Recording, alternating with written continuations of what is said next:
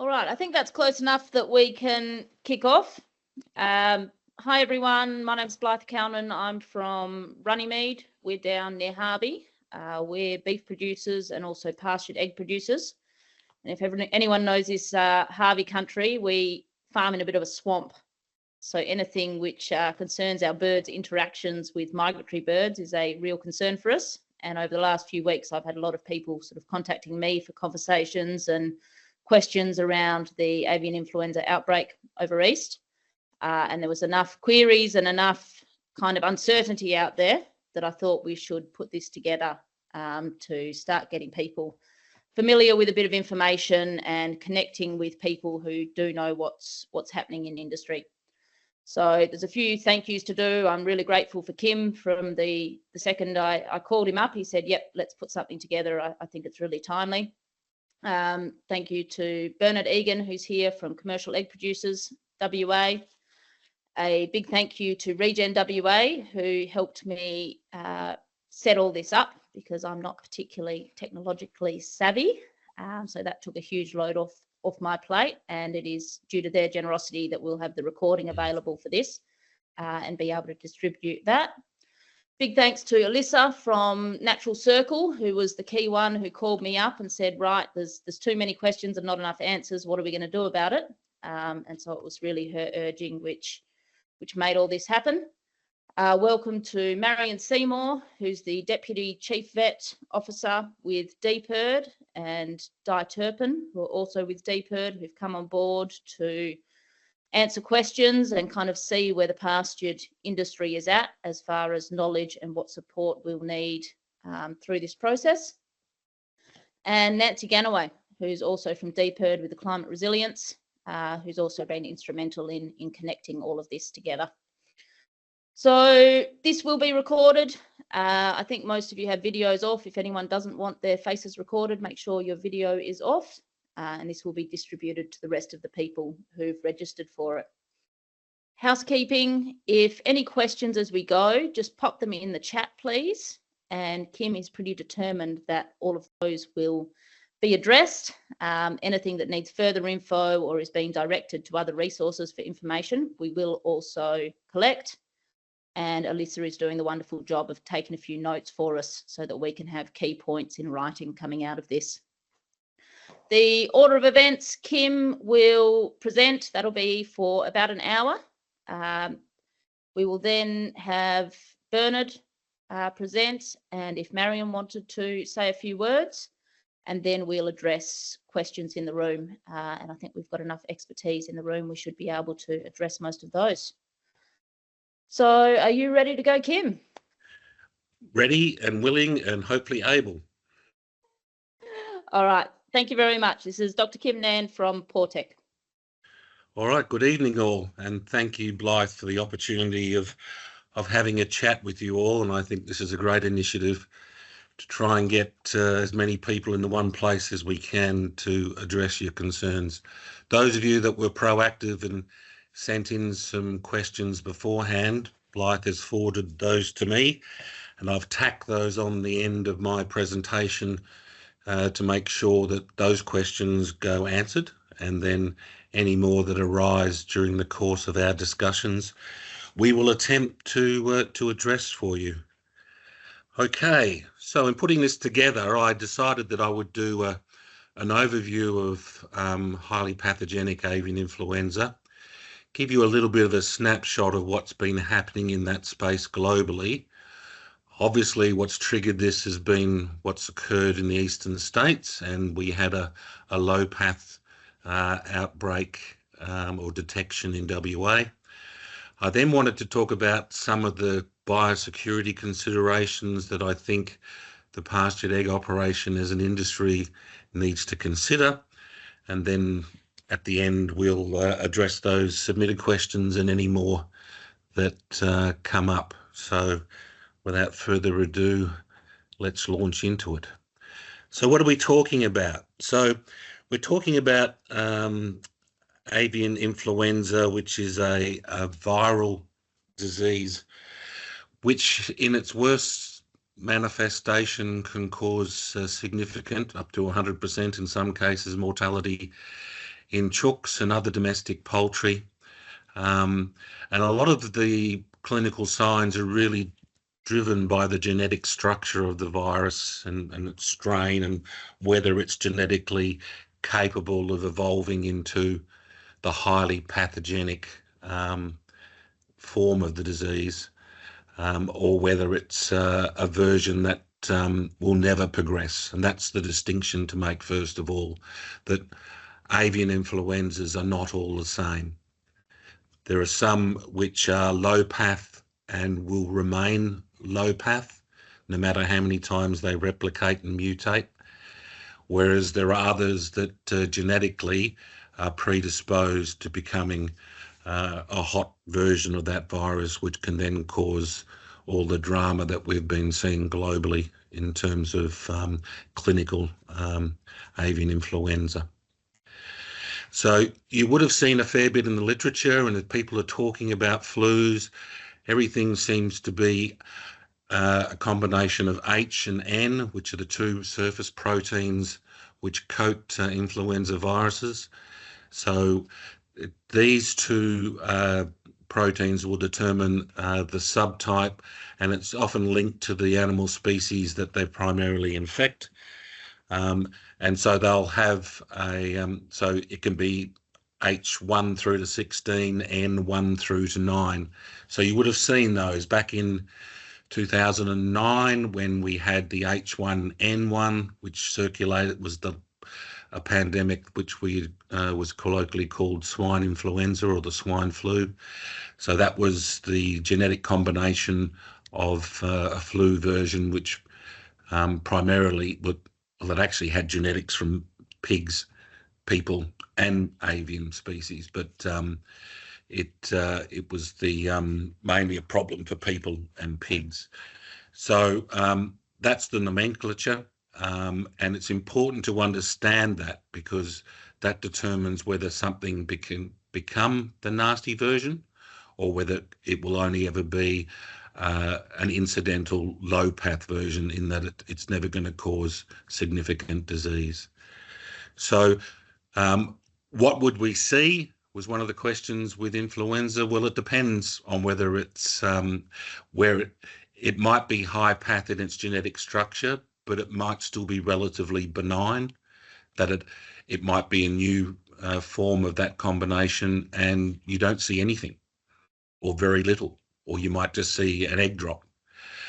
To the worst case scenario, where it's a really hot version of the disease, then you'll have mortality, you'll have birds that look sick and miserable, congested combs and waddles, they'll have respiratory signs, they'll have diarrhea, they'll have neurological signs, they'll have hemorrhage if you do a post-mortem looking at the internal organs that even look like their legs have hemorrhaged at a skin level. So there is no one answer, there's no one size fits all, which is why it can be a confusing and confronting situation. Am I dealing with a nasty disease like avian influenza, or am I not? Am I dealing with something else? So the ones we are really concerned about from an industry and a veterinary perspective are the hemagglutinin types H5 or H7. And so if you've been following the international media, the one that's really causing concerns globally is the H5N1. H7, which is the other potential high path version, that has been in Australia before, and it's in Australia again. But you need to understand that although they talk about high path avian influenza, when we do our detections, sometimes that combination has not evolved into a hot strain, but it might simply be a matter of time till it replicates and mutates enough. So you can only be highly path if you're H5, H7, but it doesn't mean that all H5s and H7s at that point in time are highly pathogenic. So that sounds confusing, but so you would find with the high path strains that have been detected in the eastern states, the H7 varieties, those birds have died because people have killed them. and taken the flocks out. They haven't been highly pathogenic in themselves. You put that virus into a flock of birds and it will kill them all. But it's because they potentially can, we classify them as highly pathogenic. And this is where it gets confusing in the media and the literature. Just because it says it's high path doesn't mean it's causing all the signs we're telling you that you'll see with high path avian influenza. So I'm not sure if I made that much clearer, but you can ask me questions as we go. So, but anyway, so it's the ones that we're really concerned about are anything that's H5 or H7. Any of the other varieties are not going to become high path avian influenza that's going to concern industry. Those people that know me know that I have a thing about ducks. I'm not a big fan, not because I don't like the look of them or think they're cute. I don't like them because effectively ducks seem to be a natural reservoir or host for avian influenza.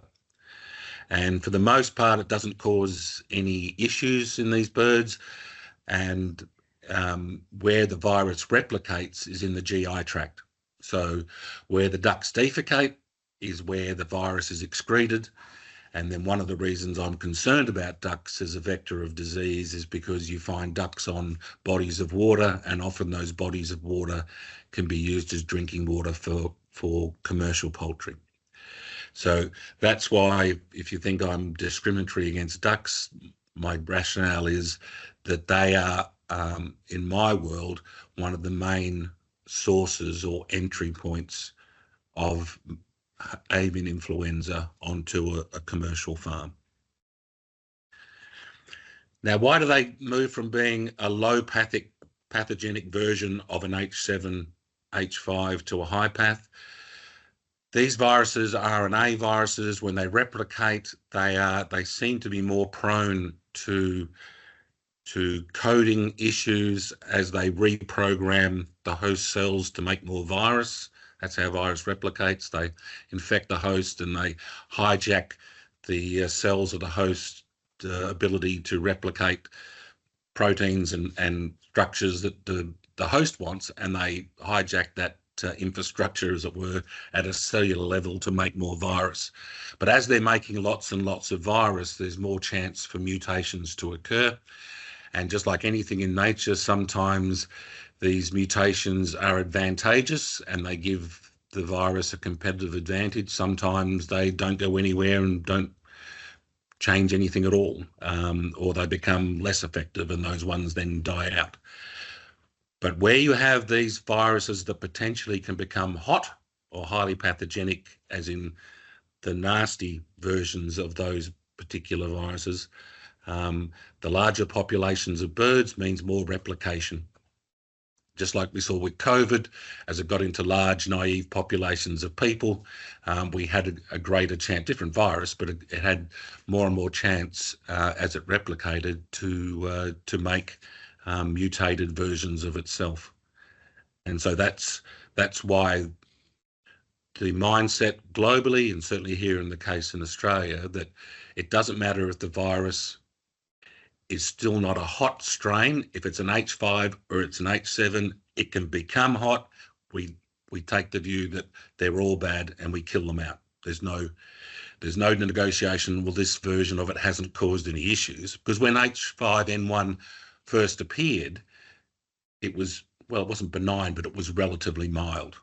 And it was over the time that as it mutated in its evolutionary journey, it became more problematic for not only avian species, but now even mammalian species. So what has been happening globally in terms of HPAI, particularly the one that's got everyone's attention, the H5N1?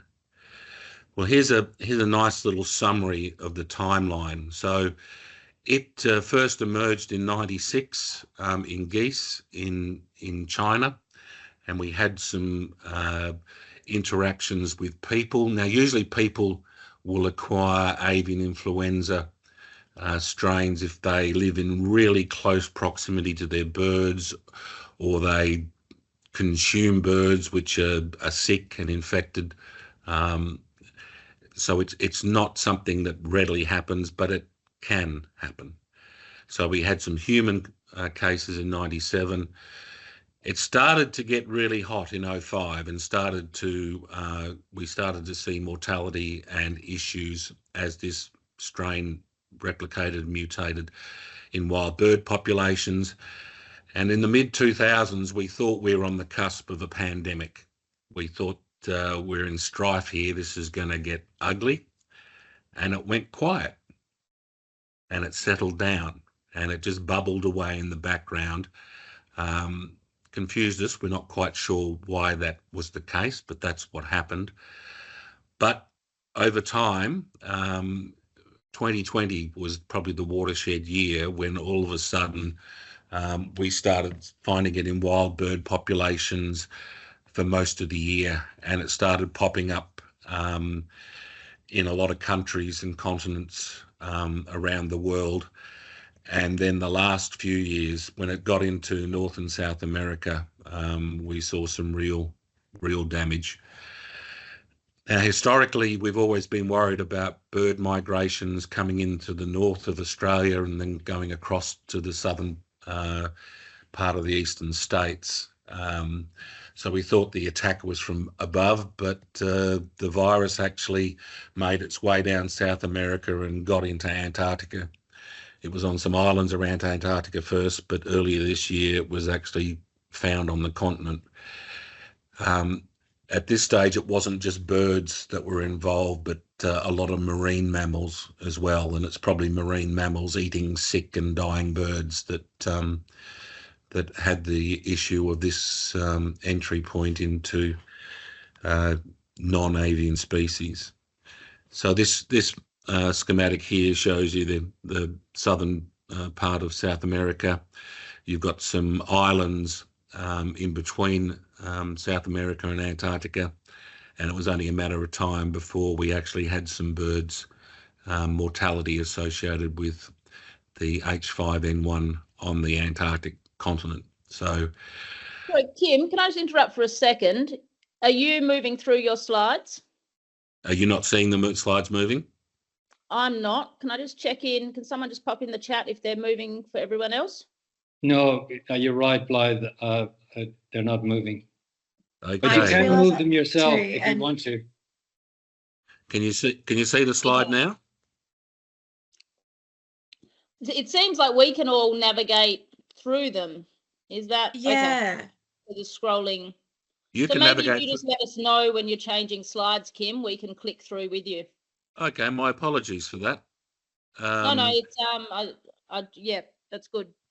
Okay, well, I'm on the one that says the Antarctic situation. Right, yeah, we see that. You with that one? Perfect. Okay, thanks for jumping in, Blythe. Some apologies for that. So I've been rambling along, and thankfully I haven't had too many diagrams to look intro at. before the first slide.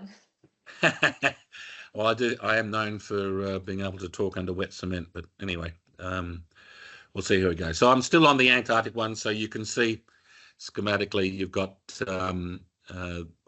sites of infection, the islands in between the South American continent and Antarctica. So I guess our concern was that do we have, are we under a threat from above and below, as it were, in terms of bird movements? I might get Marion and Di to talk to this later on, but my view is we may not necessarily be under a huge attack from Antarctica because of the nastiness of the strain that's now in on that continent. You've got to think that if the birds are being sick and dying to that degree, then they're unlikely to be able to make the migration back up. But it's probably a bit clearer if you look at the next slide, which is the 8 major migratory bird flyways. So if you've got that in front of you, you can see there's a lot of movement of migratory birds. The one that's of most importance to us is the East Asia, Australasia flyway, which is that one there, which you may not have seen the circle come up if you go to the next slide. Here's a close-up of that one. So you can see historically we've been worried about birds that come in around sort of Broome, then travel down to southern Victoria, go across to New Zealand, and then they'll go back up the eastern states. And so I haven't been complacent, but I've always thought, well, it's unlikely we're going to get the pre-made hot strains, highly pathogen strains landing in Western Australia, because the birds have got to fly 3,000 kilometres or thereabouts to get here. They're not going to make it. The danger is the birds carrying the versions of the virus which are not hot or highly pathogenic, but have the genetic capacity to become. They're the ones that are problematic. And that's the reason why the government, DPIRD, as part of a national program, has been doing surveillance of wild bird populations and what strains of AI they might be bringing in with them as they migrate. Next slide is just talking a bit about the devastation that occurred in North America. So when H5N1 got into the US, it's affected 48 states. Been a heap of outbreaks. The end of May, it's probably higher than that now. We're well into June, of more than 92 million birds. And it's not just commercial flocks, it's wild birds, it's backyard flocks, it's hobbyists. It's almost at the point where these countries are now endemic. And it's very hard to see how we're going to change that situation, given the extent that it's in the wild bird population. And then we got a bit scared earlier this year when it was reported that it was not only in non-avian species like ruminants, it also affected a dairy worker. At the moment, there's some not quite 500 different avian species that have been affected by this strain of AI, 37 mammalian species, and at this point in time, only Australia, New Zealand and some specific islands have remained free of the latest version of the H5N1, clade 2.3.4.4b. And that seems to be pretty much the hottest incarnation of this or version of this virus. So it muddled along for a fair few years, but in the last 4 years, it's got decidedly nastier as it's evolved. So the mammalian updates, next slide, I'll just look through those. So we had some kids, some goats showing some CNS signs in the USA. Obviously the dairy cattle, it's now been found in dairy herds in 6 US states, probably to do with interactions with wild birds. Had the human case, which was associated with the dairy herd, relatively mild conjunctivitis. The person didn't have anything more serious than that. But globally, we've got 6 cases with a couple of fatalities in humans. Those cases were in Asia associated with infected flocks, maybe even consumption of birds that were affected by the virus. And then what also caught the media's attention when the situation changed in the eastern states with our highly path AI outbreak is that a little girl came back from India, and she also had H5N1. Thankfully, she recovered quite well. But it just goes to show, I think, that the threat in terms of this virus is not just wild bird movements. We need to consider people as a potential vector as well. And we'll talk about that when we talk about some of the biosecurity things you can consider. Next slide, the summary one. So the genie is out of the bottle in terms of H5N1 and that particular clade or version. As I said, it's causing not only challenges for commercial poultry, but it's devastating wildlife and wild bird stocks. I'm not sure if there might be some extinction events as a result of this. I did read the other day that even our black swan, which seems to be more sensitive to influenza than conventional white swans, might be in strife if it gets into those populations, which again would be a real disappointing development if that happened. But because we've got so much concern about what might be in wild bird populations, any commercial farm which through their production design makes it possible for there to be interaction with wild birds, it's probably arguable to say that they are going to be the most vulnerable ones, which is obviously why we're having this conversation this evening. So, next slide. Highly path AI in Australia. Well, it's been here before, and this is a little snapshot of how many times it's been in Victoria and Queensland and New South Wales, pretty much all associated with spillover from wild bird activity. And you'll notice from the configuration, they're all H7 variants, no H5s. So the H7s have the ones that have got here, and we have successfully eradicated those with each of those incursions, which means putting up containment, testing and slaughtering and cleaning up. Next slide, which is my attempt. I don't know, I'm trying to be funny, but this movie scared me when I was a youngster, The Shining, and it's the reality is that we can't fence this disease out. And although 2020 was our last one, 24, it's come back. So next slide, it shows you we actually had 2 regions in Victoria, Terang and Meredith. It's Terang. Both H7s, but unrelated. One was an N3, one was an N9.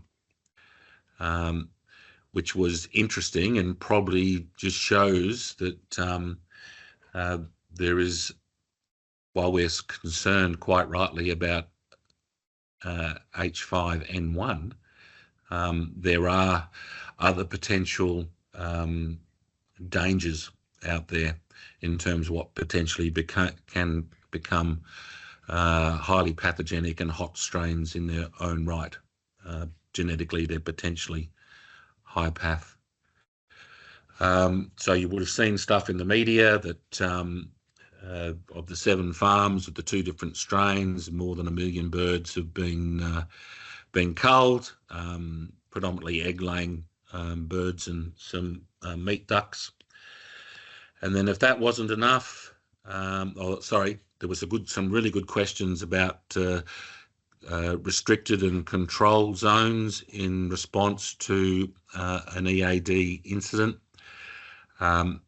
So if hopefully you're looking at the 2 maps of Terang and Meredith with the red circle and then the pinky purple shaded area around it. The point I wanted to make with this is that government, the chief veterinary officers and the various people working on an incursion, the epidemiologists, they will look at populations of birds and movements from where the ground zero or the first case was found, and then they will create 2 zones, one which is pretty much, I guess, a death sentence for the restricted zone. There's going to be confirmation and destruction. The control zone will be monitored. They might do some surveillance, and there'll be measures in place to make sure that everyone knows what's moving from those regions, if they are permitting movement of anything, and a lot of that will depend on the individual circumstances. So there is no one size fits all.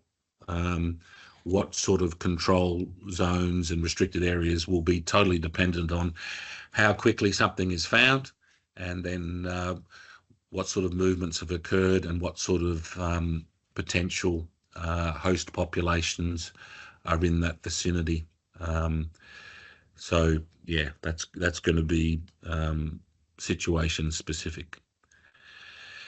Next slide was then obviously last Wednesday we heard that we had another HP genetically genetic characteristics of an HP strain, this time an H7N8, so different to the two strains that were in that were in Victoria. So again, there is wild bird activity and virus moving around the country. And then on the weekend, we had a second farm that was only 1.5 kilometres away from the egg farm.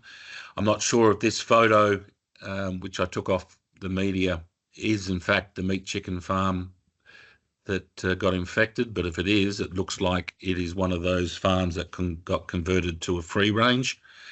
And you can see the line in between the ground between the sheds has got a line which probably is a separation fence, and these birds are given access to the outdoors. So again, very strong suggestion that wild bird activity has been how that virus has got into that production system.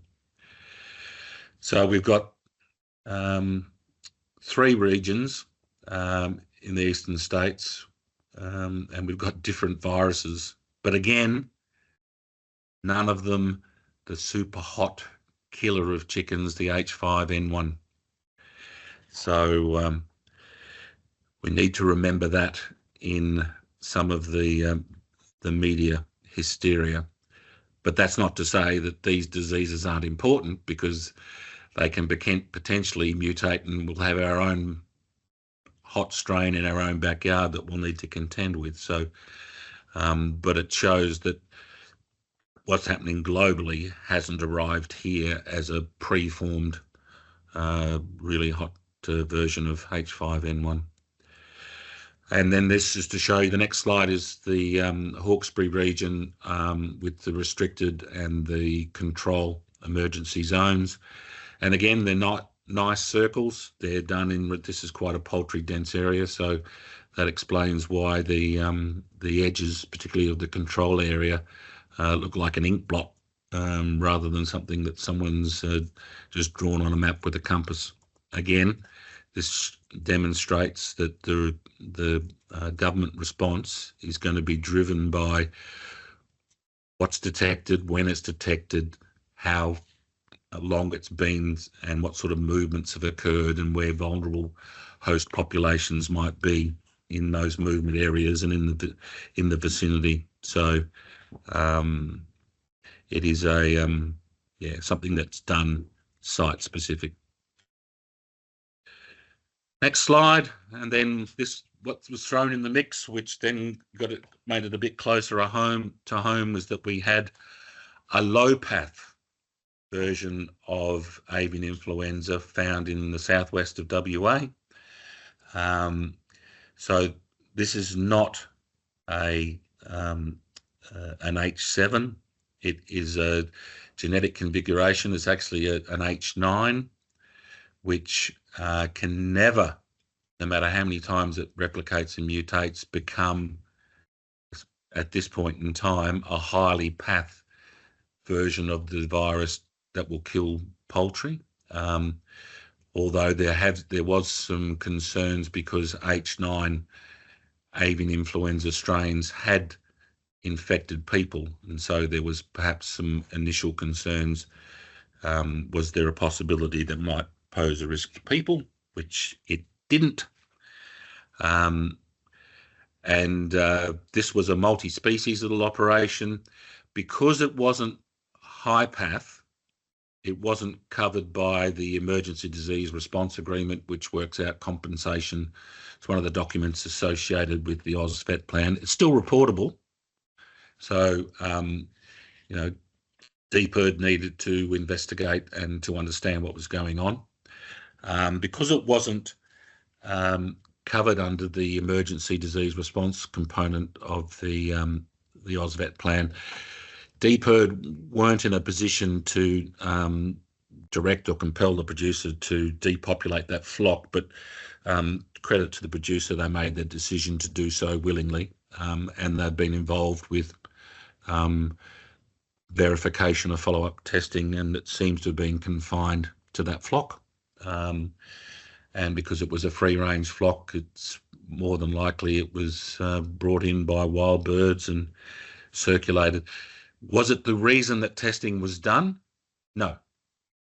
There were other issues in that flock that necessitated an investigation, and just as a matter of course with testing and ruling things out, that's when we determined that there was some influenza in that particular flock, but it wasn't causing the issues per se. And that's when, which will lead us to some of the discussions later on about what might be in our flocks and what sort of testing should we do and what is normal, inverted commas. So this H9N2 in the WA flock, and we've seen it before in wild bird surveillance, so it's no surprise that incarnation of avian influenza is out there environmentally in wild bird populations, and we've just got an evidence of crossover into a commercial operation. So next slide, the Australian response. Well, obviously we've got this document called the AusVet plan, quite a comprehensive document. That's the rule book, which DPIRD and the Chief Veterinary Officer, both at a state base and a federal level, are guided by that plan. And then, as I said, the Chief Veterinary Officer with the team around them will investigate and determine what sort of measures need to be put in place to prevent the spread. In the case of highly path AI strains we find, we're obliged to eliminate those. So it's contain, depopulate, clean, and then go back and verify that you've effectively eliminated the virus from the face of the earth, or on the face of the property anyway.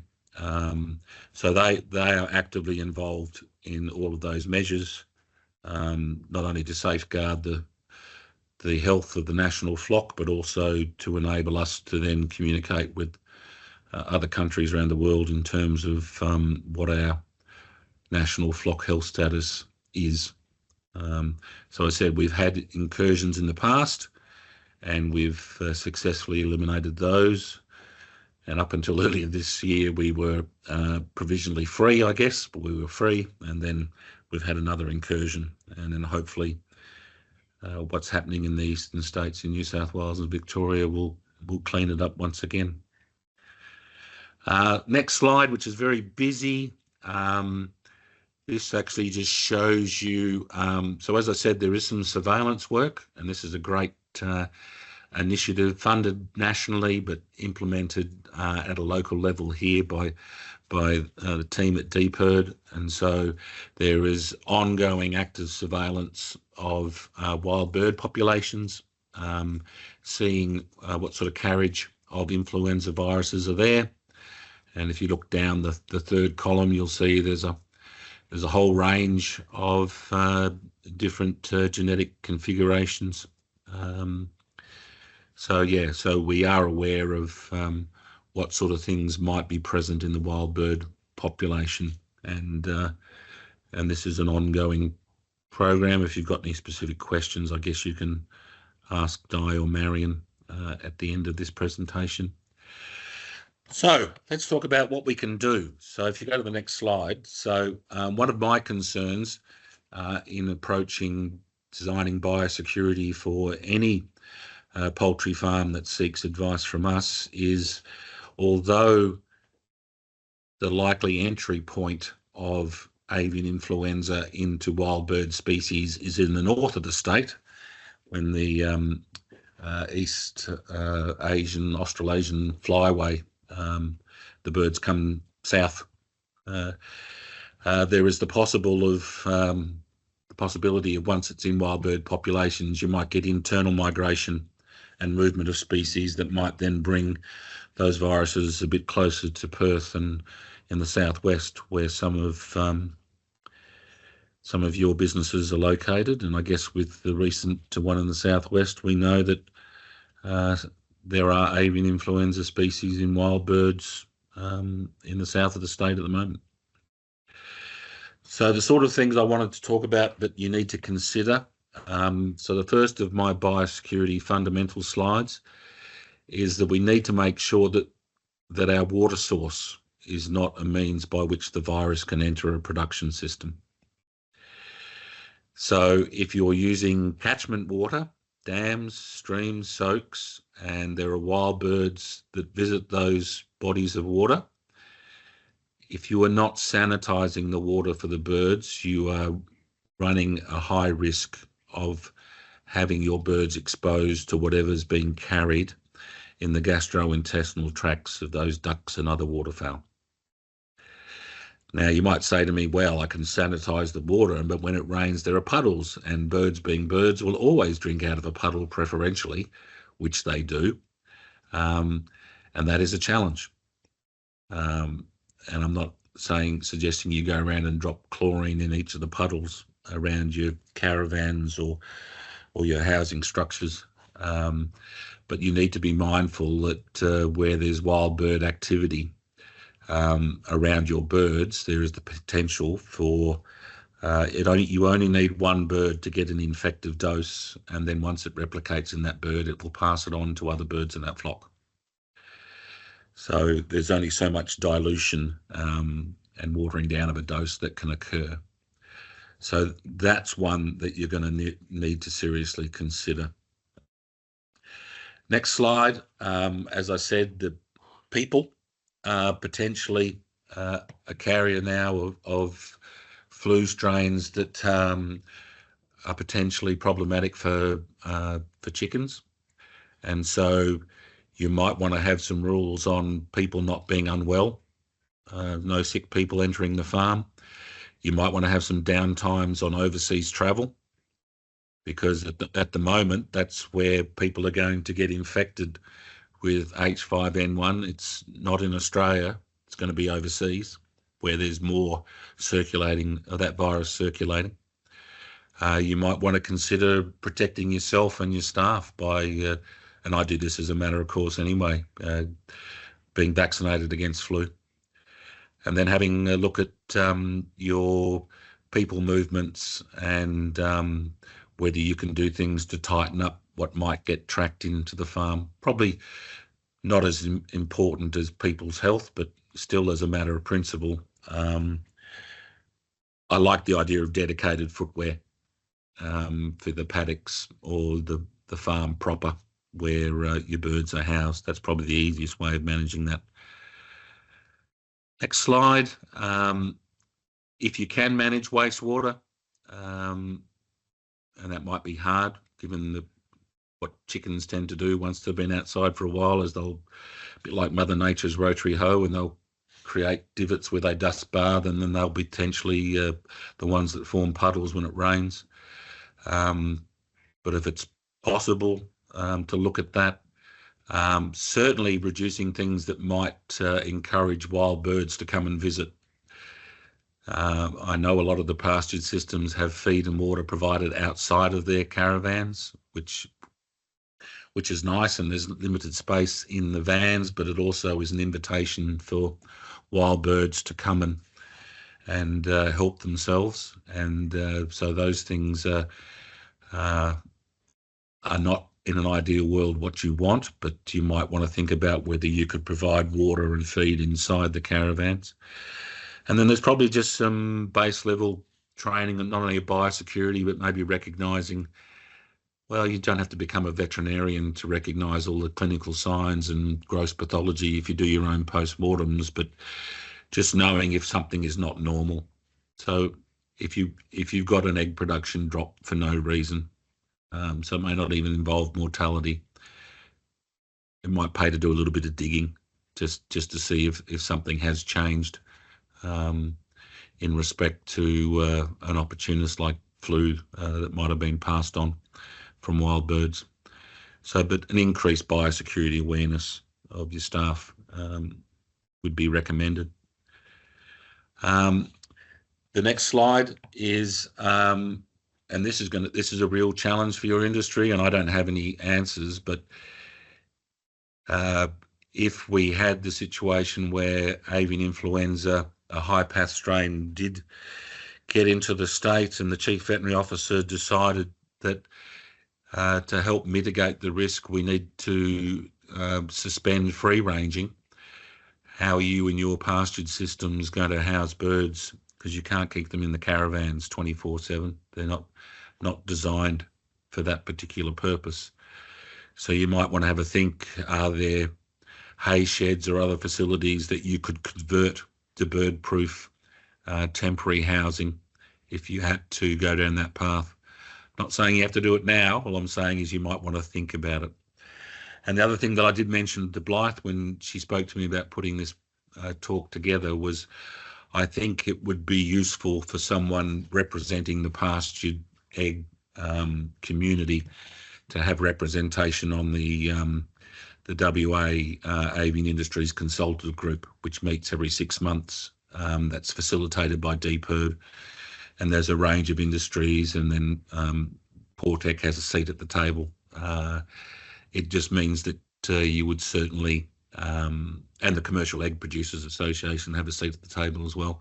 So whether you do it via them or do it in your own right, I would strongly recommend ensuring that you've got good access to the latest information would be of value. So they're the sort of things from a biosecurity point of view.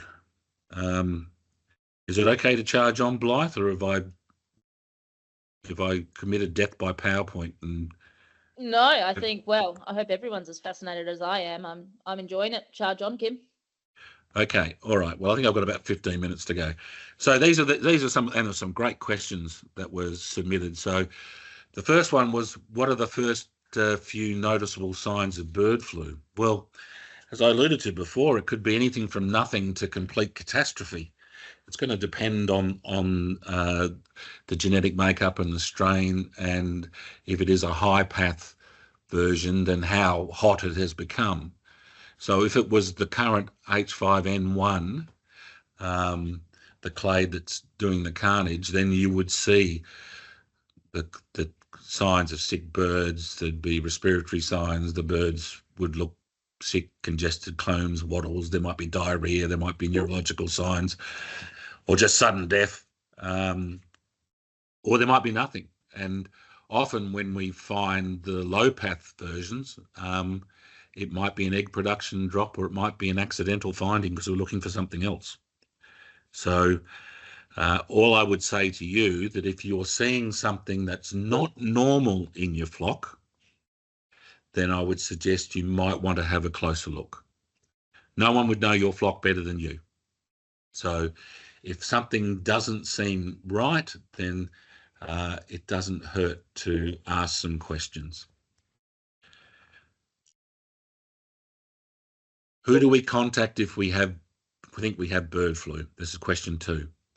Well, there's the EAD hotline. I'm hoping that's the right number, Di and Marion, that I've put up. And if I haven't, you better correct me. Or if you're not ready to run the flag up the pole and say, I've got avian influenza, then more than happy for you to reach out to Portec and we'll have a chat and we'll walk you through it. Our recommendation probably would be, if you've seen something different, then we should get it checked out. We need to know what's going on. And once we've got that information, we can make informed decisions. So, those. For people who aren't aware, there is a really good sort of service through the Ag department where they can do sort of postmortems on birds and come up with ideas without high cost to producers.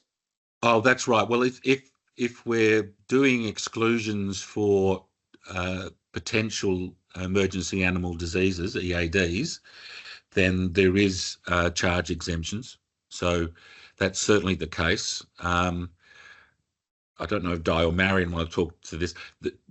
At this point in time, as of the 25th of June, there are a few challenges with the Animal Health Lab, with the facility itself, but that doesn't mean that if we have a concern about an EAD, that we can't get it looked at. I think that'll be rectified in the next 1 to 2 weeks. But yeah, certainly reach out. And with the one that was found in the southwest of WA, the low path one, that was one that we reached out to the producer for another reason, and as a matter of routine, we asked for a rule out on the EADs, and that's when we surprised everyone by coming up with a positive with that low path version. And the sky didn't fall, wasn't the end of the world, and we're able to work out what was going on, and hopefully that producer's now got a few things lined up, and the farm's performing better. So there are people out there to help you. But hopefully if I've got those contact numbers wrong, then Di and Marion will correct me, and I'll go right out 500 lines for getting the contact number wrong. Question 3. As a precaution, should we keep the chickens in their coop as from now, if possible? Which was a great question. My short answer is no. I don't think you need to do that at this point in time. I don't think you need to compromise your current production system. You've got an investment and a strategy for a particular market, and at this stage, there's no good reason to jeopardize that or change that. But as I said, I would recommend you have a good think about what sort of contingency plan could you implement if the worst case scenario happened and you had to temporarily stop your birds free ranging for a period of time. That's what I would spend my time looking at, rather than confining them, and work out then how you're going to house and feed and water these birds cooped up in their caravans. But a great question. Question 4. Are there any avian influenza cases in WA? Which I assumed was high path AI. The answer is no, there's not. And hopefully long may that be the case, but never say never. And the price of freedom of disease is eternal vigilance. So, i.e. surveillance and prudent biosecurity. So, while we're on that question, I just have one related. In that surveillance data you put up, there were some H5 and H7 cases in that surveillance data? Yep. Yep. Okay. So the potential is definitely there. So the potential's there, yeah. Yep. Particularly if they got into large populations of birds. Mm. So we can't be complacent. And it may well be, this is me thought bubbling, and I'm probably Di and Marion will be tearing their hair out. I'm not sure H5N1 as it currently stands globally is our biggest threat. It's obviously got everyone's front of mind and we're concerned about it. We need to make sure we don't drop the ball and allow one that potentially become a hot version of a high path, like a different H7 or an H5 with another neuraminidase N protein become a hot version, because that, I still think our greatest risk is one that currently isn't nasty, becoming nasty if it gets into some commercial flocks. But that's my belief. I think I'm also assuming that we've got good biosecurity and we'll stop diseased people bringing in H5N1 if they've got a clinical case as a human being.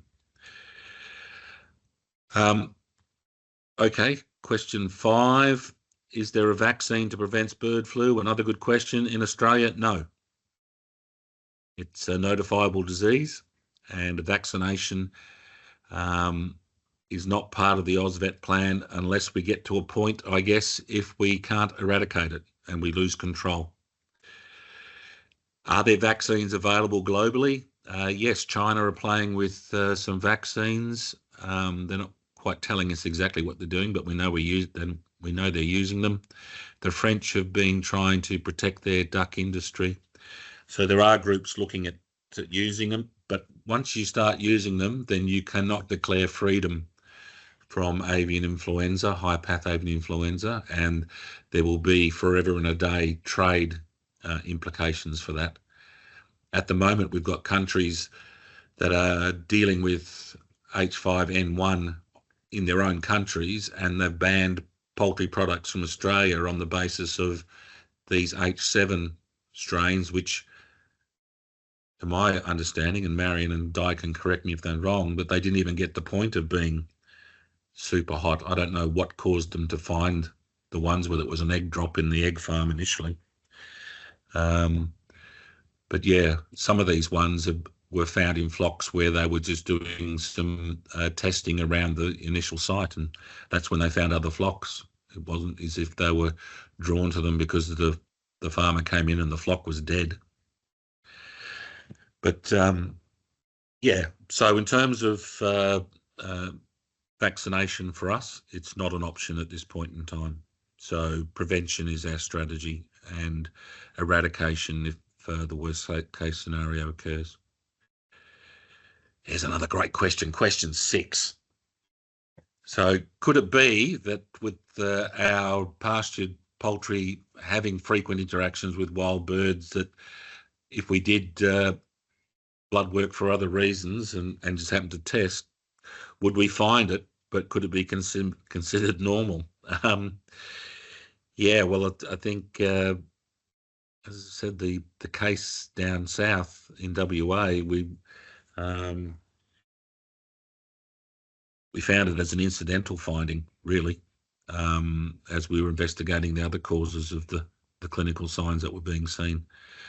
So it's always possible that you'll have antibodies to avian influenza.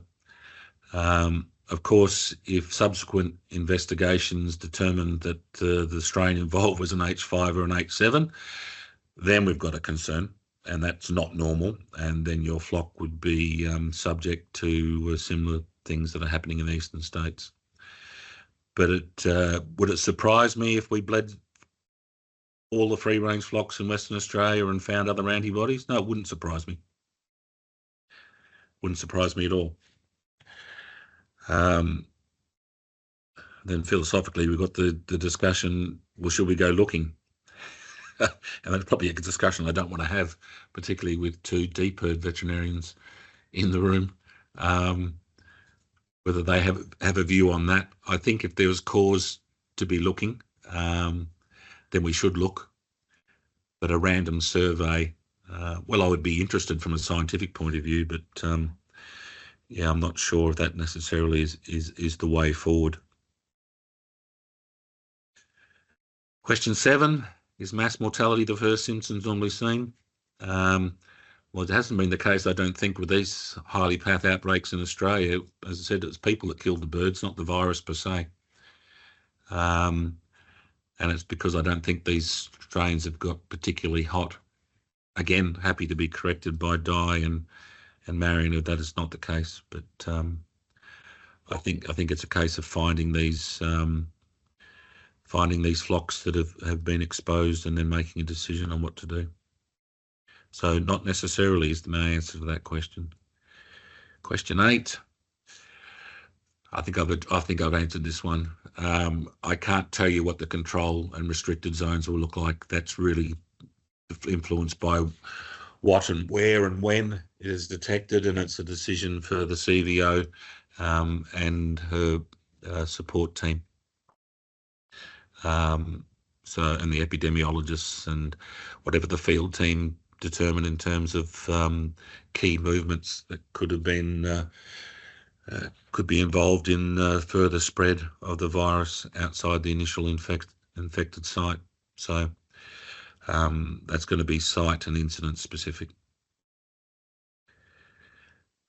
Question 9, if a control order comes in place, this is a great question. If a control order comes in place during an outbreak and we need to keep birds indoors and it's not possible because we've only got vans, what will this look like?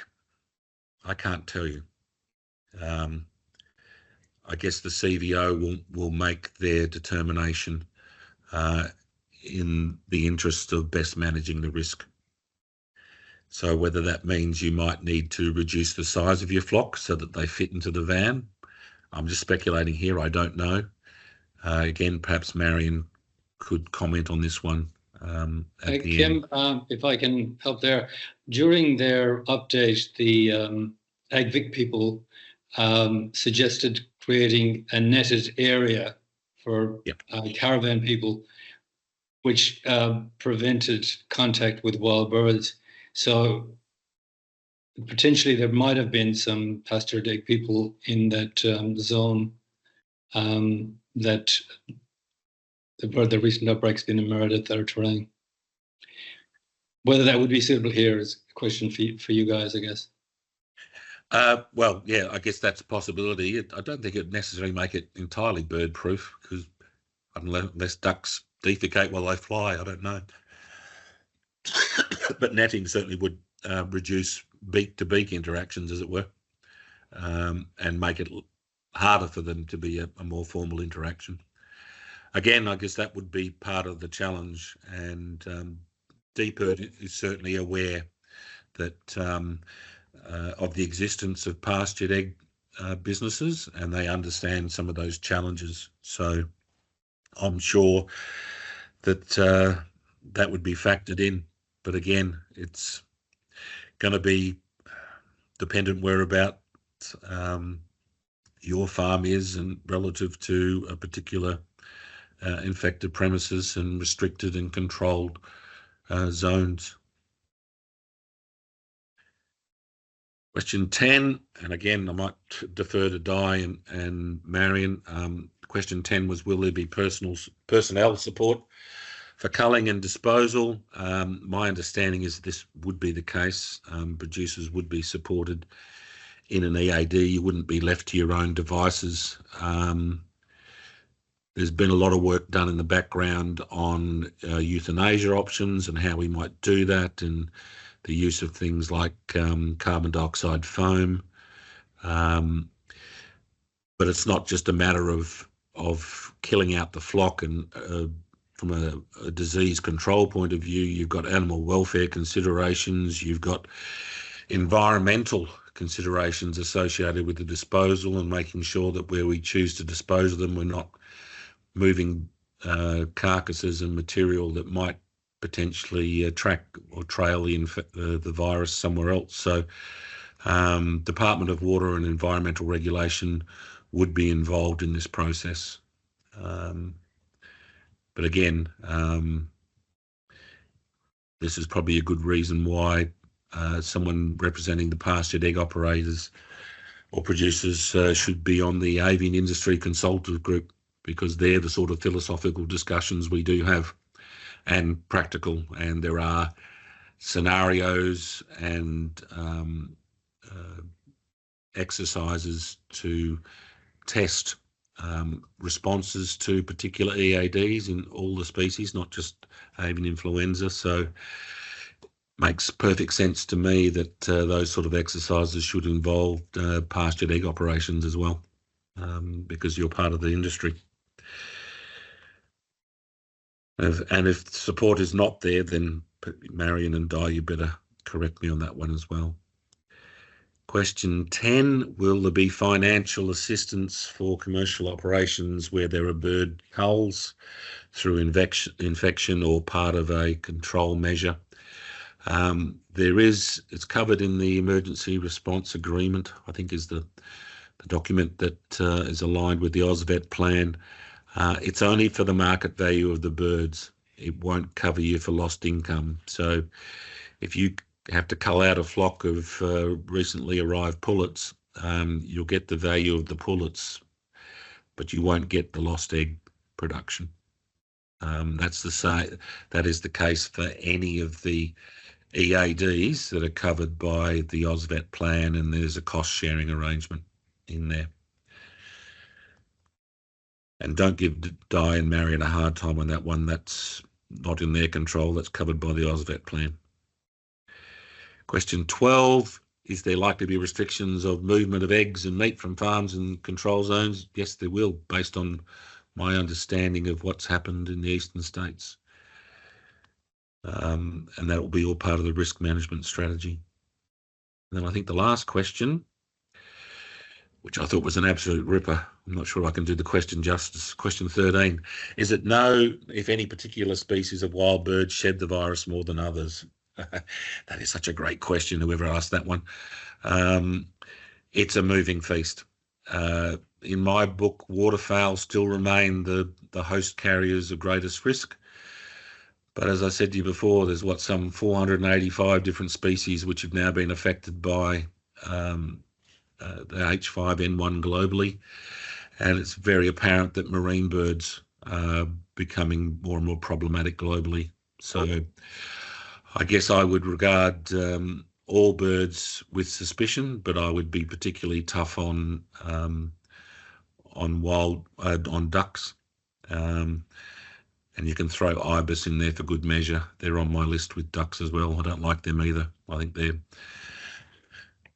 bags of disease that fly around as well. So, but yeah, I think implementing measures to minimise bird contact in general with your flocks as best you can is not a bad principle to apply. But great question. Wish the vet students that I teach ask questions as good as that.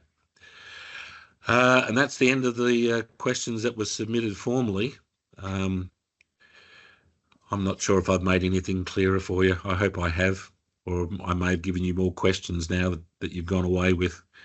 I guess what I don't want you to do is panic. I think if you take on board some of at least the biosecurity considerations, then at least you'll be better prepared. And I'd certainly encourage you to look at water, provision of water, and make sure you're not piping virus directly to your flocks. But yeah, I'll hand back to you, Blythe, and anyone else that wants to pipe up. And I did throw quite a few hand passes to Marion and Di, whether they want to respond at this point in time. Thanks, Kim. That's been a really fantastic presentation. There are a few questions in the chat there, which we will go to after speaking to Bernard, Marion and Di. So you might take the opportunity to look at those. Otherwise, I can read them out afterwards. No, I think I can find the chat. Pretty high tech. Ah, there we go. I found it. There you go. Bernard is you're the CEO, Bernard, of Commercial Egg Producers, Western Australia. We are members of that organisation only relatively recently, and I've been so impressed with the level and frequency of communication coming out of it. And it's been one of my real concerns with the pastured egg industry that we all tend to be individuals and often managing more than one enterprise. And so that, I guess, professional industry involvement has been a little bit slow on the uptake. So I just wanted Bernard to speak a bit about what CEPA does and where you can all source professional advice and support. Yes, thanks, Blythe. The industry used to be regulated until 2005, and up to that time, government bodies, departments, and anybody who wanted to deal with the egg industry interfaced with what was then called the WA Egg Marketing Board. But CEPA was always in the background, but I guess they came to the forefront when the WA Egg Marketing Board got deregulated and has represented the industry that remained, if you like, after that deregulation, which is a much smaller, more concentrated industry than was there beforehand. And I guess as time's passed on, we are the body that any of the government departments will look to if they want to make contact with the industry. Also, we are sort of part of, I guess, the industry organizations that are sort of exist in other states and the national bodies. There's Australian Eggs, which is a group which sponsors research, does training, and also represents the egg industry to government. And then, of course, there's also the Egg Farmers Association, which we're also a member of. And because of the funding model for Australian eggs, they're not allowed to I guess, lobby government on issues. And that's for that reason, Egg Farmers of Australia came along, and they represent us at federal level and to state government ministers on issues which are of concern to the industry in regards to regulation or, changes, or where we have concerns with, I guess, some of our members will deal with the major supermarkets. There's, those issues you'll see in the newspaper where there's I suppose a power differential between the supplier and the customer, and some producers obviously would be under pressure financially because of some of those decisions that supermarkets make. But in any case, obviously the pastured egg industry has sort of developed in parallel without sort of making contact with us. I think you've observed that already, Blythe. And we do see you totally as part of the industry and part of sort of the ongoing health of the industry. I think would be well served by us working together, and we are very much into that. I've just recently obviously been looking at the number of your members who have a website, and I guess to see how many of you are out there. But I have had contact with some pastured egg people, as has Ian Wilson, who's the president of SEPA, because we do have, I guess, a body of knowledge from looking after chickens. There's still quite a few of our members who've been in the industry for many years. And there is I guess, a body of knowledge there that is available to your members as well in relation to, what's available to you. And I guess, yeah, as you can see from the information that I'm sort of pushing through to you each day,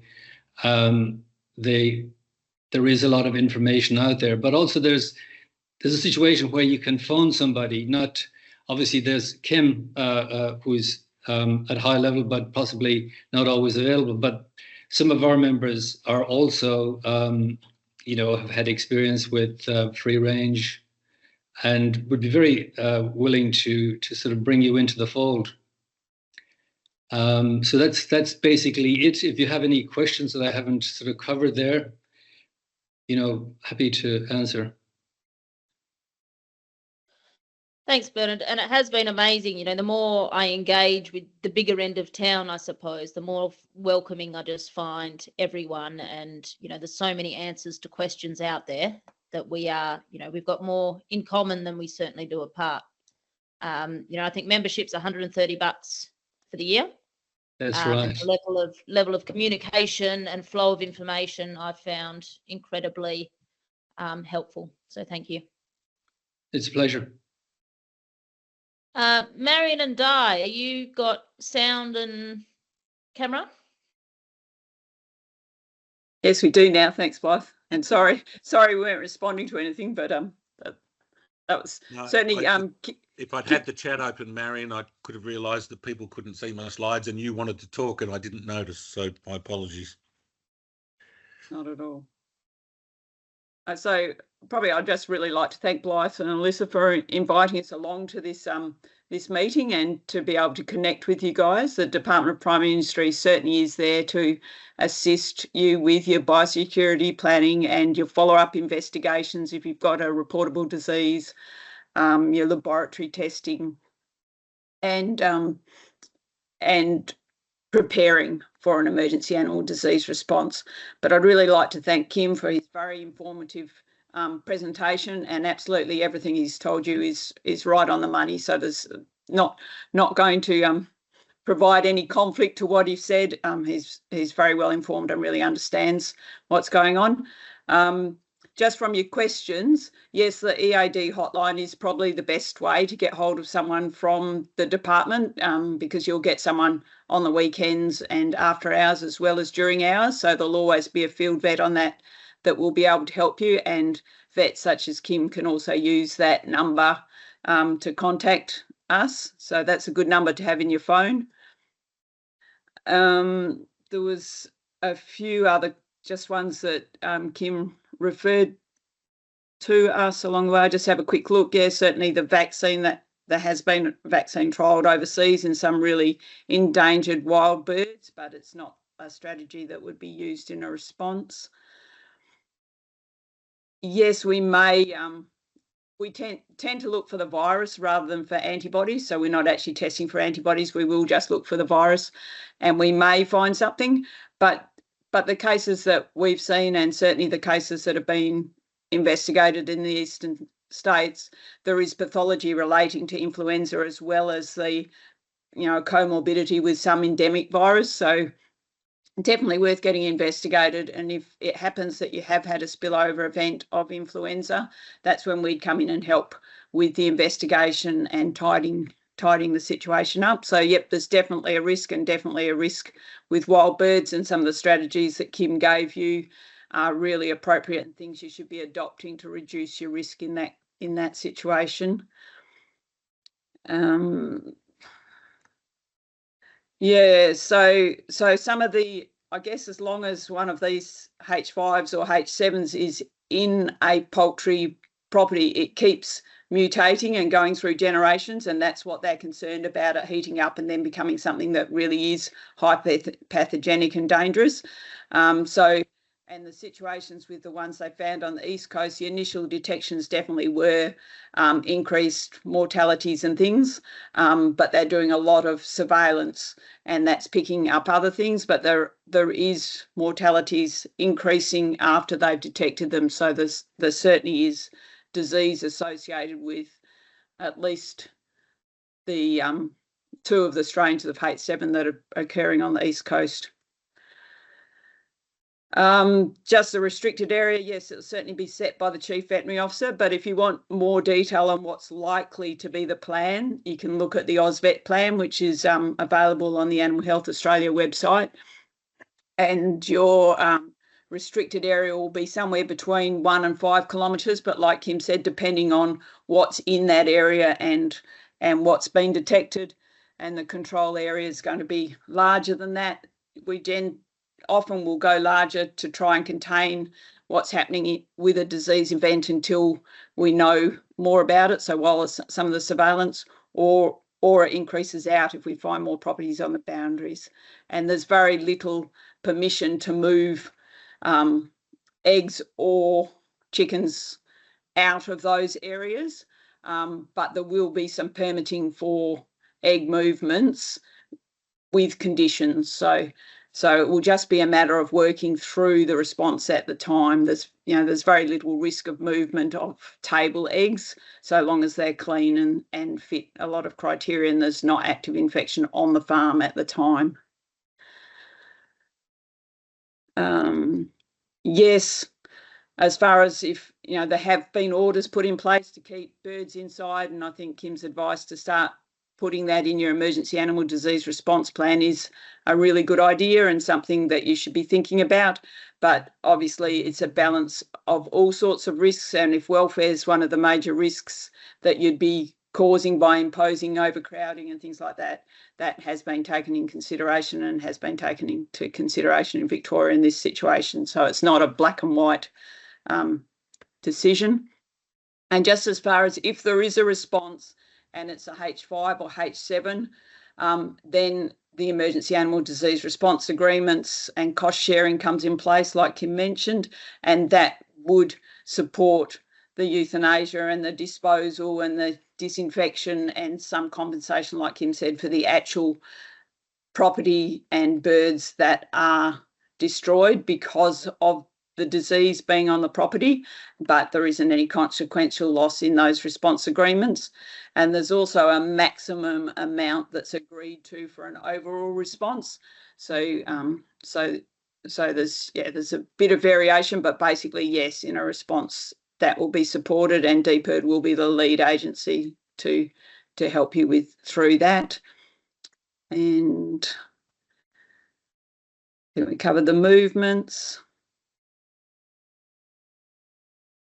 and the birds. So yeah, I think thanks very much, and yeah, happy to be contacted or to help you further. And Diana Turpin's technical area manager that is controlling or leading all the surveillance, and also works in the wild bird surveillance program. So I'm sure she can help you, as well as some of our staff. We've got some staff in Perth and some field vets that are there to help.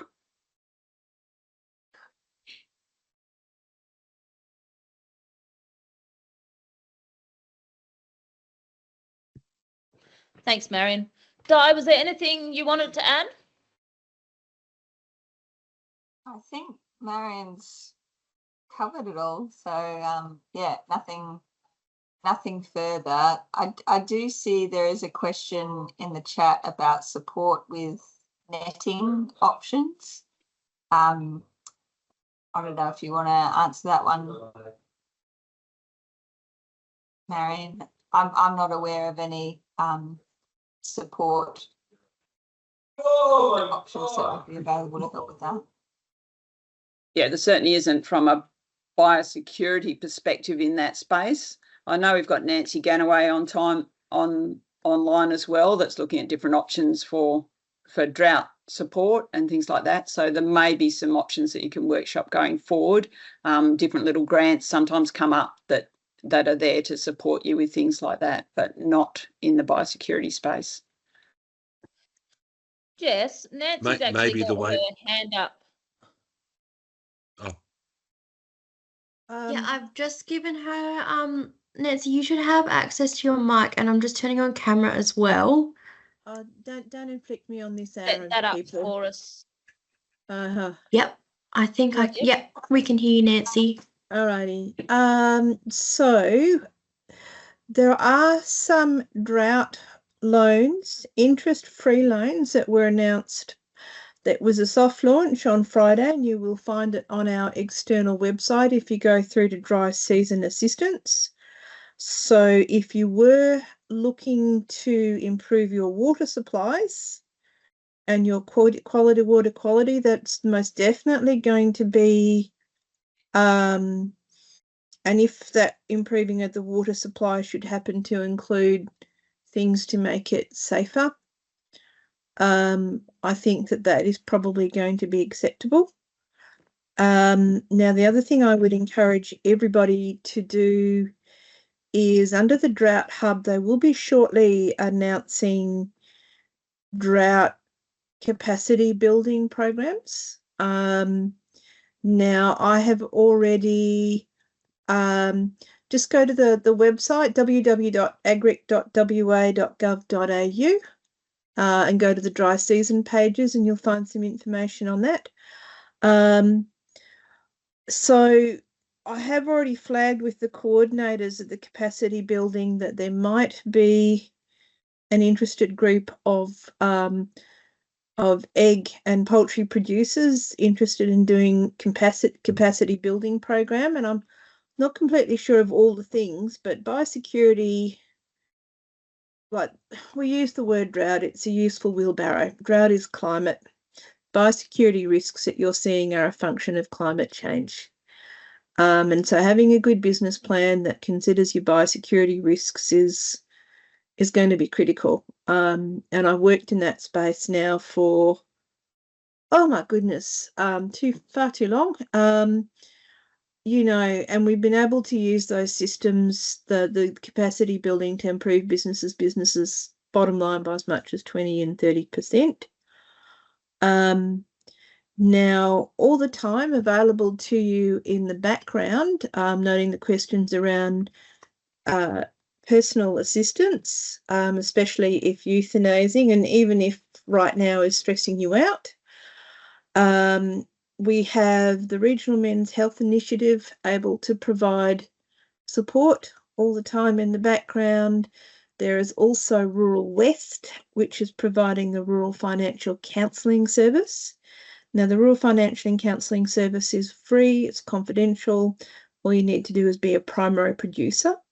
They would take you through a lot of the processes that we might go through in capacity building, but it's one-on-one and it's a holistic service that's able to account for if you're in distress or not. So there are a couple of those different programs if people are feeling distressed or feeling the financial pressure.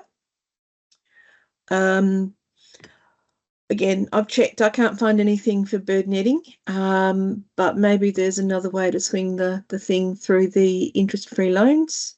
At the federal level, there is also the RIC loans, which is, there are business improvement loans and they're all subsidised and low interest. So that's just another option there for you as well. So that's all for me. Thanks so much, Nancy, for chiming in with that and for making the time to be here tonight. So you're a wealth of information of what's going on. Kim, had you had a chance to look at those questions and have indeed. Comments? I'll just whiz through them if you like. That would be wonderful. Looks like, I think the first question was, what do we suggest, or do I suggest sanitising water with? The cheapest and easiest thing is chlorine, is to chlorinate it. The challenge is if you're using dam water and it's got a lot of colloidal material, you're going to have to filter it out. So that's the challenge for chlorination to work. In fact, it doesn't matter what system you use, whether you go more high tech and use chlorine dioxide or even ultraviolet, none of those will work well unless you get rid of the colloidal material. So you'll have to look at that in improving your water quality. But invest in a filter system and then chlorinate. And chlorine's the cheapest disinfectant, and you can monitor that either by measuring free chlorine at the end of the drinker line, or you can invest in something. I don't know if Dick Smith still exists, but Tandy stores an oxidative reduction potential meter, an ORP meter. Is a very easy way of making sure that your water's been sanitised. If you're still confused or want to talk about it further, I'm happy to chat to you. Just reach out. Blythe has my contact details. What's the next one? Foot baths and vehicle baths are disinfectant, similar to foot and mouth. Yeah, foot baths are good, but for them to be totally effective, you need to keep them clean and you need to stand at them long enough to have a decent contact time. I like foot baths because they make people think about biosecurity, hopefully. I still think dedicated footwear is probably the way to do it. And then essential visitors only. So just make sure that you have footwear that doesn't get worn anywhere else, and then you can it can stay on farm. That's probably the easiest way, but still minimising the interaction between wild birds and your birds is the best one. Right, asked to pass this question on. This was a doozy, this one. In Margaret River, I have a lot of wild birds on a creek. Farm's been hit with mycoplasma and it keeps recurring. I have 200 plus breeding birds at risk if it gets to this area or potential mutation mix. Also, he has geese and turkeys. Well, mycoplasma is a bacteria or a type of bacteria, not a virus like influenza. And that's one where if you get it in your flock or on your farm, it's going to persist for as long as you have live birds. You're going to have to live with it and vaccinate. That's probably one I'll need to do some one-on-one discussions with. So I'm happy to have a chat with that person down the track. Do I think poultry shows in Victoria will be cancelled as well as the poultry section at the Melbourne show? I think all of those activities will be caught up in whatever restrictions of movements is deemed appropriate. I certainly don't think you would be permitted to be bringing birds from inside those restricted control areas into a show. And given the sensitivities, I would probably have the year off if I was a bird fancier interested in showing birds. They're not worth the risk in my world. And that would also apply to fertile eggs being moved around. You might find a super chicken with all the answers with the potential to a vaccine. Oh, that might be just a comment. There's the netting question.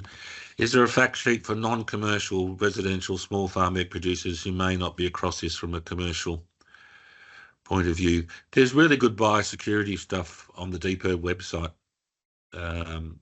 And I think the fundamentals that I talked about here are applicable if you've got a flock of 20 versus a flock of 3,000, or a number of flocks totaling 3,000. The fundamentals are still the same. You just need to be biosecurity aware on how you interact with other birds. That's Marion and Di being muted. Oh, here's someone that worked on a poultry farm in Victoria in '92 where there was an outbreak and had to euthanize poultry. Workers had to bring in their pet birds as well as budgies, cockatiels.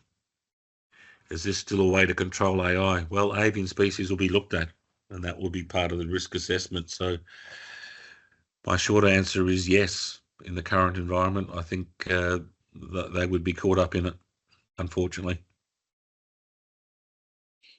Can we get a list of relevant contacts discussed? Yeah, I'm happy to share that. You to share that, Blythe?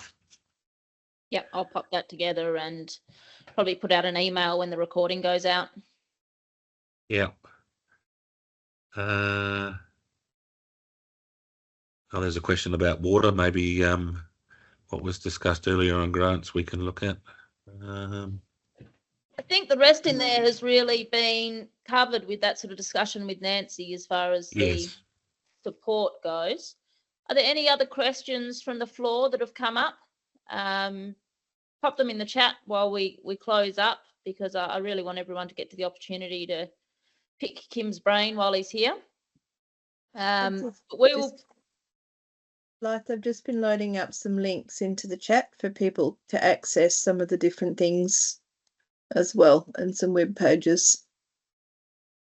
Wonderful, Okay. thanks, Nancy. And I'm sure Jess will be able to work her magic as far as keeping access to that chat after we close this out, so we can capture all of that.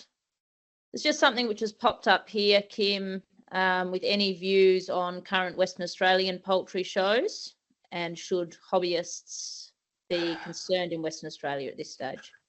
Look, I would, that's going to be for show organisers. In WA, I would say business as usual, and there are recommended best practice for showing birds. There are probably things more likely or more problematic than influenza. There are other diseases which can cause issues when you are bringing in birds to shows and having them from a variety of different sources. So just the principles of making sure they're healthy and whatever, and probably if you can quarantine your birds when you bring them back home and not mix them with the main flock, just to make sure that you haven't inadvertently brought home something unexpected as a souvenir from the show is probably the way to go. Testing for the virus, because Marion did clarify, I probably didn't make that clear, in terms of when you blood test, you're looking for antibodies. So it's a historical exposure to a pathogen like the influenza virus. To actually test for the virus, we want to find the virus itself, which means we take swabs and we put them in a special transport media rather than the normal stuff we would look for bacteria with. And we're actually doing a PCR or a genetic test. So we're actually mapping the code of the species of virus. So so that's how we determine and find the virus. It's actually a genetic marker or diagnostic test. And you just need to take those samples appropriately before you do the rest of your post-mortem. Will a large water source like Harvey irrigation water be considered low risk, or will it need to be sanitised? If it's catchment water, I would regard it as high risk. Even if there's a dilution effect, just for peace of mind, I would like to make sure that I wasn't inadvertently, because you're not controlling what's on that waterway or that body of water. It's you have a decent number of birds on it, dodging the water skiers and whoever else uses the body of water. I think, yeah, I'd still be sanitising. Duration for quarantine. Geez, you guys ask some good questions. Yeah, that often depends. I would probably set my default, ideally 21 days, because 4 to 21 days can be the incubation period of infectious laryngotracheitis.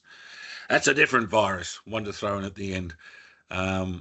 And that's probably the one that I would be most concerned about going to shows, because a lot of the homebred flocks are not vaccinated against those vaccines like you would do in the large commercial operators who've got economies of scale.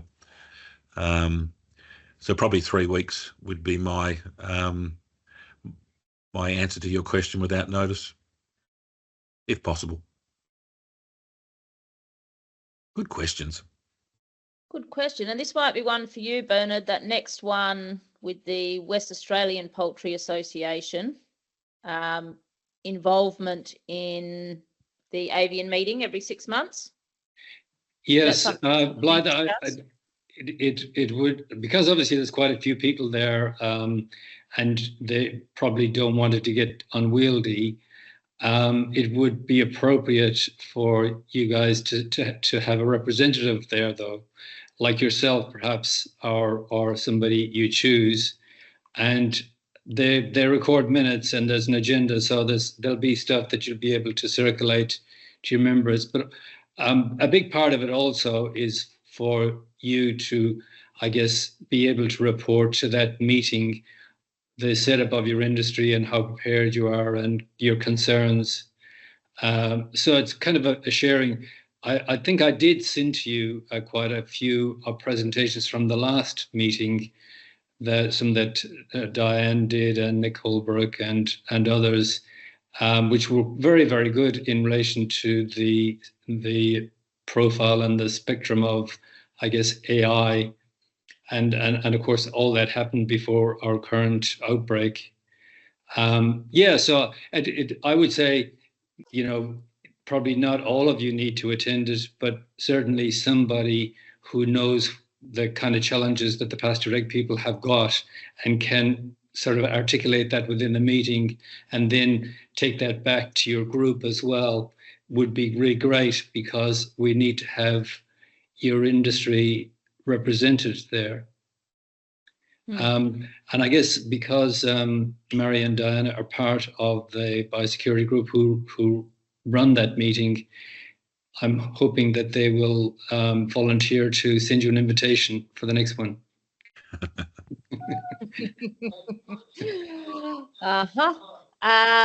Good question there, which might be Kim or maybe Marion. Do we know how long the currently infected properties will be depopulated for? What's the time those properties will be out of production?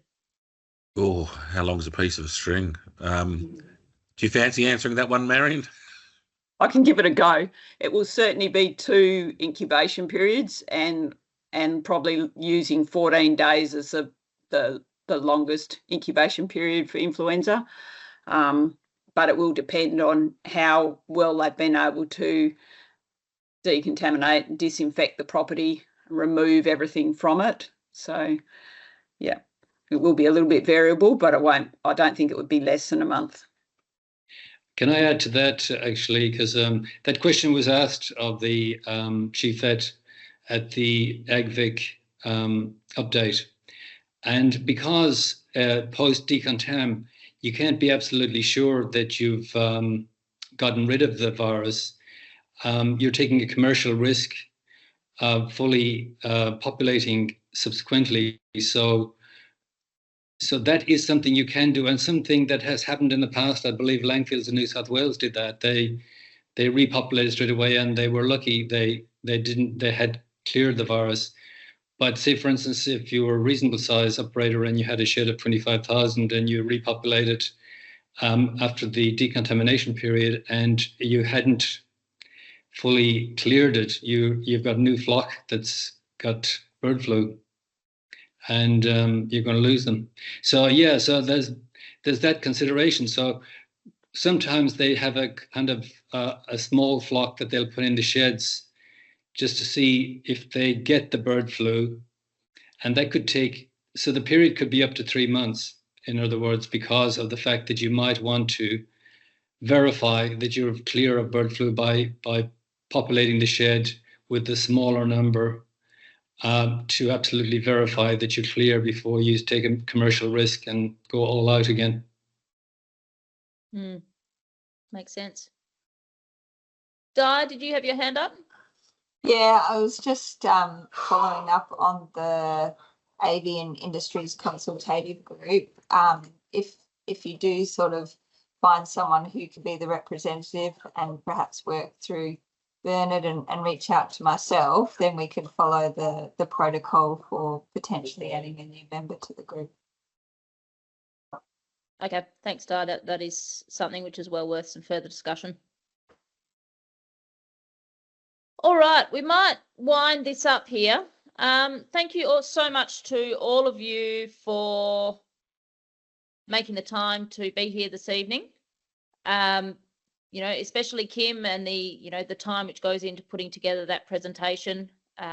Really appreciate it. I think there's been a lot of really valuable information there that we can all use. We will follow this up with the recording and some notes as far as the different contact lists and some of the links mentioned. And we will communicate with you sort of via those emails if any other information comes up. For Runnymede, we will be hosting a livestock guardian dog workshop in the next few months. We use guardian dogs quite extensively, and Regen WA has actually given us a grant to run workshops to spread out information to help support people doing that well. And I would think that some LGDs that target water birds at the moment would have a bit of value. So keep an eye out for that. We'll sort of promote that through Regen WA and our Runnymede pages. But we'll stay in touch. You'll receive some more information on this, and feel free to email through sort of any thoughts on what we can do as far as industry representation a bit better. It has been thrown around sort of a few years ago, but we didn't get very much support in people actually coming together.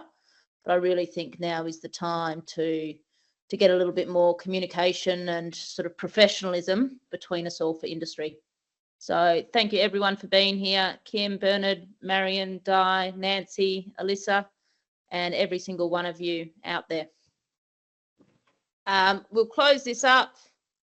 Oh, Kim, there's a couple of sneaky last questions there. Given we move our flock regularly, does or can the virus live in soil? If so, does aeration or cultivation help in control?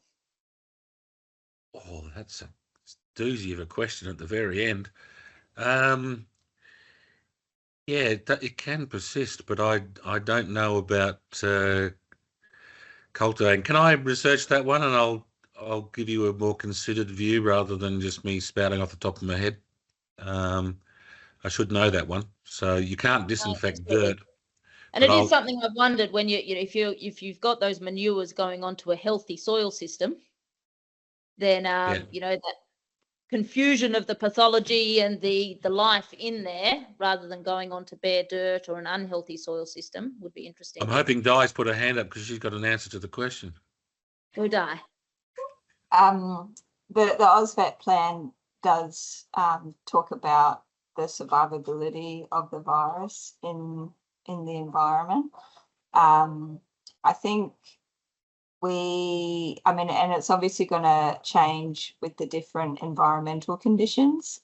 And so if you've got sort of moist, cooler conditions, then you're going to get longer virus survivability than if it's hot and dry.